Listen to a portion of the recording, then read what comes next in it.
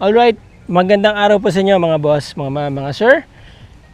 Tuloy-tuloy lang po yung vlog ko, no? Kaya mapapansin niyo parang di na yata ako nagpapalit ng damit.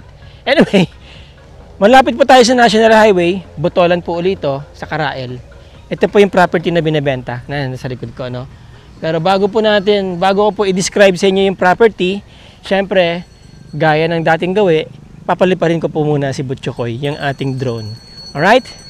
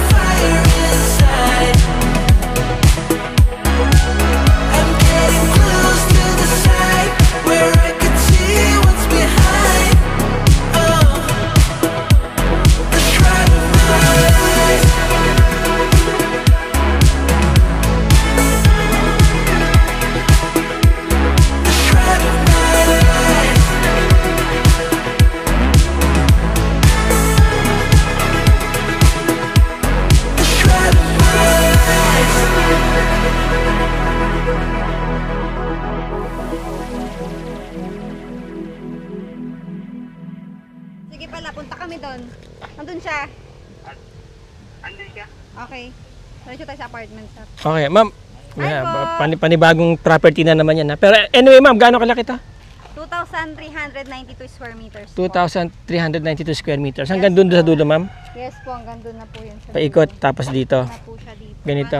Corner lot na malaking frontage. Oo, ayun. Okay. Nandun lang po yung National Highway. Mga 2 minutes lang. Oo. Siguro, actually, mga 3 minutes walk lang po yung National Highway eh. So, ito po yung property. Yan.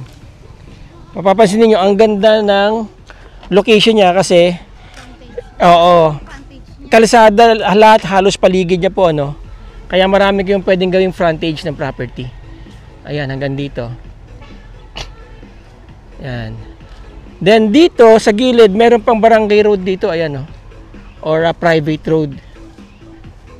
Ito. May dalawang pine trees dito sa harap, no? May barangay road din po dito sa gilid niya. Ayan, no? Hindi siya barangay road pero tingin ko this is a private road. But kung halimbawang ito yung sukat ng property, magkataon man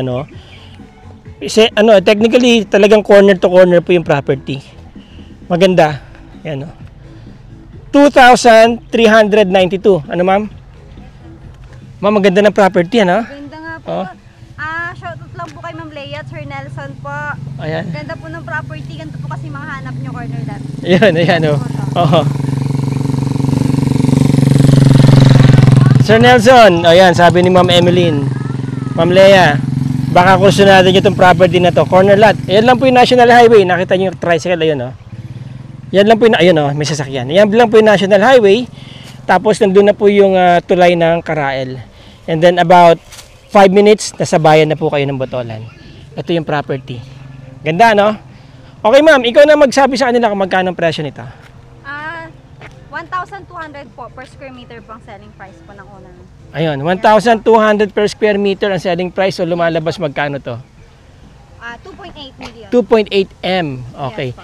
Ma'am, ang ganda nun, no? Yeah. Ayan na ba yung ano? Yan po yung... Yung kalibungan? Kalibungan. Oo, yung kalibungan. Yes. Yan, tanaw na tanaw pala dito. Kung magpapagawa pala sila ng 3-story dito na may rooftop, tanaw nyo po yan. Ganda. Anyway, there you go mga boss, mga ma'am, mga sir. Kung interesado po kayo sa property na to, gusto nyo makita, magsabi lang po kayo, mag-PM lang po kayo, mag-text kayo, mag-message po kayo, mag-email nyo po ako, ano po. Nandiyan po lahat ng detalye. At ang aking Facebook link, yung sa description po ng video na to, doon nyo po ako i-message, yun po i-click ninyo para upfront masagot ko po kayo kaagad maski nasa biyahe ako, ano po. Pwede ko po kayong masagot. Kung hindi ko man po kayo masagot, tumatawag, halimbawa, hindi ko pa po masagot, I'll make sure within 24 hours I'll get back to you either by text or I'll call you back. Yung may mga nagte-text po sa akin na from abroad, pasensya na po, hindi po ako makapag-text back eh. Lalo na especially yung mga nasa Europe, yung mga +66 ba ang area code or minsan iba yung area code. Hindi po talaga ako makapag-text back maski mag-load po ako dito, hindi ko pa po alam kung paano. But anyway, pwede nyo naman po akong i-message sa Viber or WhatsApp. Kung wala po kayo nun, baka email, meron po kayo, pwede nyo po akong email. Lagi ko po chinecheck yung aking email. Ano po? Maraming salamat sa inyo mga boss, mga ma'am, mga sir. Till the next video. Ciao.